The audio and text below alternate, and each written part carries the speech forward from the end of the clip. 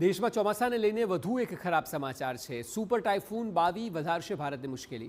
Typhoon બાવીના કારણે દેશમાં ચોમાસું ધીમું પડશે। સેટેલાઇટ ઇમેજમાં દેશ પરથી વાદળો ગાયબ થયા છે।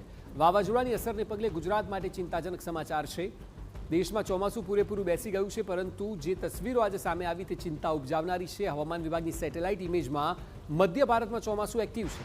મધ્યપ્રદેશ, છત્તીસગઢ, ઝારખંડ, બિહાર, પશ્ચિમ બંગાળ અને પૂર્વોત્તર સુધી, પરંતુ ગુજરાત, રાજસ્થાન, હરિયાણા, પંજાબ અને પશ્ચિમી ભાગોમાંથી વાદળો ગાયબ છે।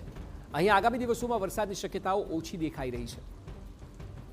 ટાઇફૂન બાવી ફિલિપિન્સ નજીક સર્જાયું છે અને તે તાઇવાન અને ચીન તરફ આગળ વધી રહ્યું છે। તેની અસર 3 થી 4,000 કિલોમીટર દૂર બંગાળની ખાડી સુધી જોવા મળી રહી છે।